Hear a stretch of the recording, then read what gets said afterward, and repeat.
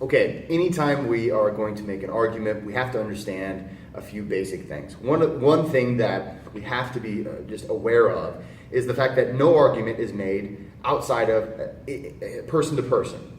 That is to say, you're not arguing with a robot without emotion, right? You're going to argue any point that you make is being made to a person who is a logical being, but also who has emotions and also who has other desires that will keep him or her from necessarily siding with you, even though you might make a logical argument.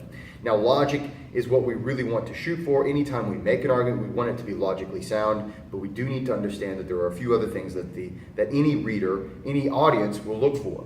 Now, this is something that you should use in your essay, but it's also something just in life in general we need to be aware of. Aristotle, and I won't give you a whole lot of background on Aristotle and who he was and all these things, but you've probably heard of Aristotle. And, a couple thousand years ago, we have Aristole who gave us many things, but one of the things that Aristotle really laid down for us was the basics of what we would call rhetoric. Now, rhetoric is something that you hear a lot of people talk about whenever they're talking about like politics and things like that. The rhetoric was crazy, or that's just a bunch of rhetoric. Well, what is rhetoric? Well, essentially, of course, scholars debate, they talk about how do we really define it and all these things. But essentially, rhetoric is the use of language for some kind of purpose. Now, in this essay, your purpose is to convince your audience to make some kind of a change to avoid a problem in the future. Okay, so that is how we're going to use language. We're going to use language to help our audience understand, hey, there's this problem, and we need to do this to make this, to ameliorate this issue before it even becomes an issue. So that may sound easy. Well, I'll just give you the right answer, and then there you go. But I hopefully at this point in your life, you've probably noticed that just because you tell the person the truth or what is right, sadly enough, oftentimes it doesn't mean that person is going to make changes or do anything. Case in point, I used to smoke cigarettes, and I have never lived in a world where scientists or anybody was saying, hey, those things are not going to kill you. And so you can tell a person, hey, you should stop doing this whatever negative behavior, or hey, you really should go do this positive behavior. And just because you're right doesn't mean the person is going to make that choice. So what we have to do is think about this. Having a logical argument is fundamental. We need to make sure we have a logical argument. But we also need to make sure that we're addressing the other human issues.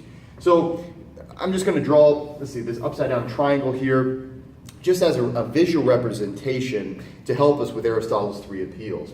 Now, at the base, we would say logic should be the base of any argument. You should have a logical argument, something that can be done, can be proven. It's something that isn't ridiculous. If I were to say we need to, maybe my overall argument is we need to improve gas mileage in this whatever model car, my argument can't be that we should make the car run on jelly beans or something like that, because that's just ridiculous. It doesn't make any sense. Or that we should add make a car where you can run it on whatever. The point is, you hopefully you can understand that you do need to make whatever you're arguing, it needs to make sense. Okay, that should be a given. The other aspects of the human condition that need to be at least acknowledged when you make any kind of an argument are these two other things, okay? So some of you guys may have learned this before in another class. Let's see if I can scoot this back just a little bit.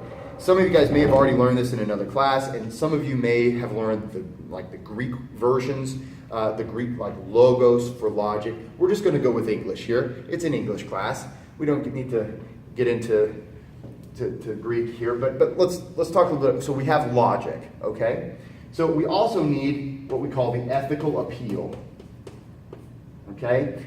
And again, these are Aristotle's, what we would call Aristotle's three appeals, okay? You don't have to know that. There's no test saying, what is this that you just learned? But basically, this is the in a nutshell, the secret of persuasion. So the ethical appeal. With the ethical appeal, we need to understand that we are dealing, when we say ethical appeal, a lot of ideas come to mind. What is ethically right? What is wrong? And again, if you've been alive long enough, you understand that that is not always agreed upon by everyone. What is right? What is wrong? So that's not really what the ethical appeal is all about. What the ethical appeal is all about is shared values. Okay?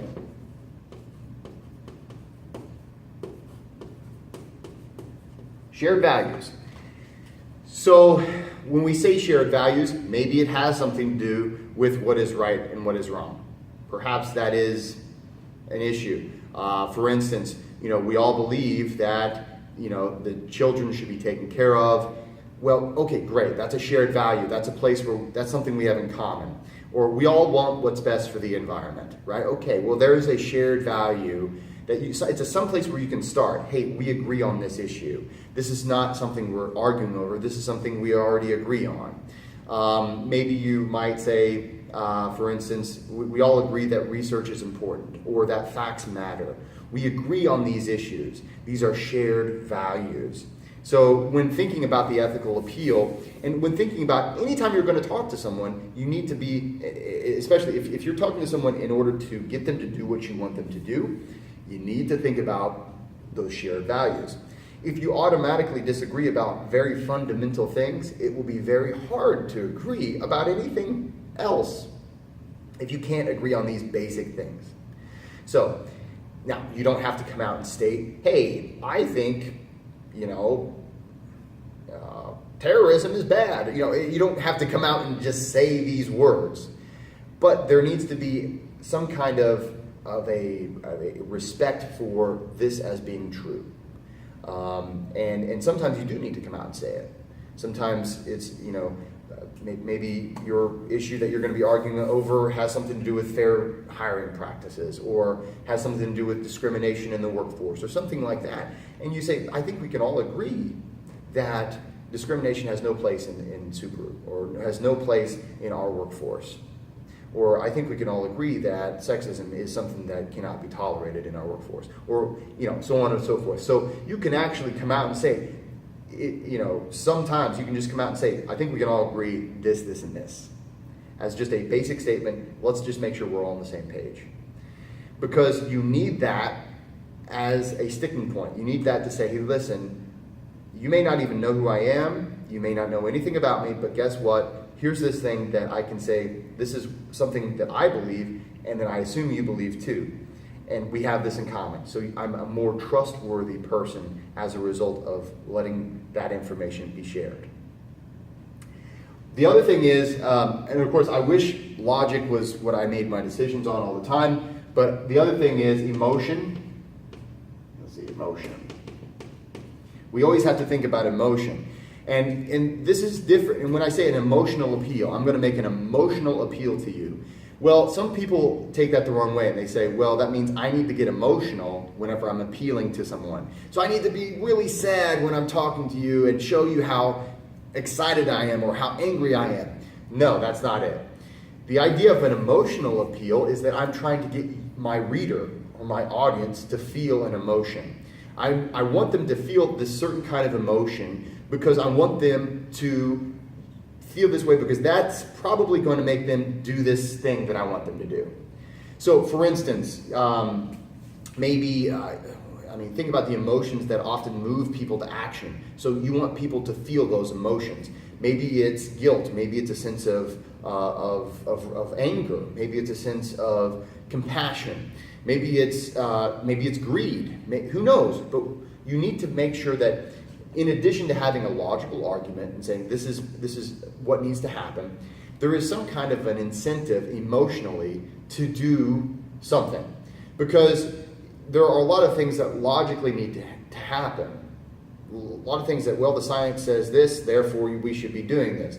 But as most of us probably realize, well, we don't.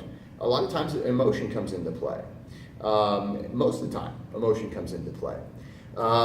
Case in point, and you can be compelled to do a lot of things simply because you have an emotional drive to do them.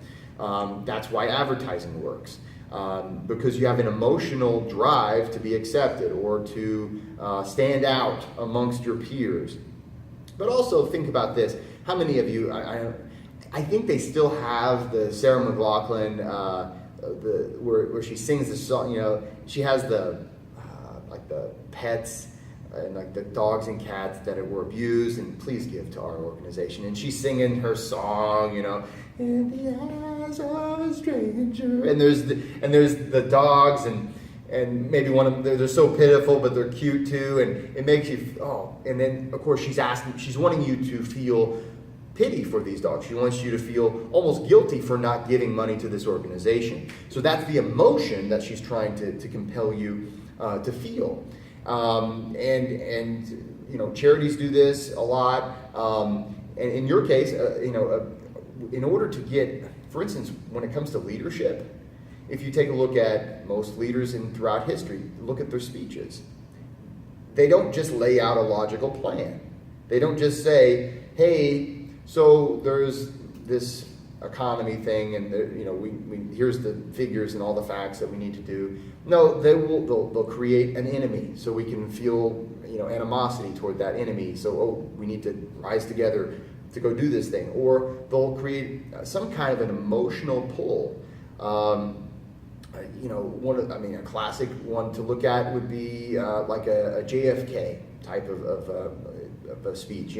This sense of national pride and oh wow, we have these emotions that push us to make logical decisions. Hopefully, emotions can also push us to make terrible decisions. We understand this, but you hopefully will have this logical argument, this logical thing that you're saying. These are the logical steps we need to take. Okay, you can trust me because we have these things in common, and these are the things that I'm just assuming my audience. Hey, listen, we can all agree this, and this. Now, over here, you can't just come out and say, hey, you should feel guilty. How do you make a person feel an emotion? How do you just make them feel an emotion? Well, one of the ways is something we practiced earlier on in the semester. Remember the narrative essay, the first essay that we wrote. How many of you felt an emotion when you read the example essay, Stephen Covey, the paradigm shift on the subway? How many of you felt an emotion when you read one of your classmates' narrative essays? When we tell stories, we feel for other people. Or when we hear stories, we feel for other people. When we tell stories, we let other people know certain emotions that have happened, or we make them feel certain things. So narrative is a great way. Another thing is, maybe you can find a news story that will give an example of this thing that, man, this is how bad it could get, or this is how good it could get. And just relay that information, and that will inspire your audience, or it will enrage your audience, or it will create some kind of an emotion that will cause your audience to say, you know what, this is a good plan, we need to do it.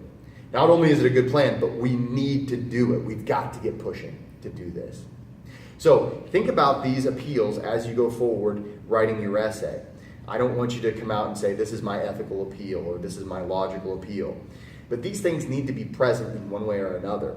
Your essay needs to do those three things in some way.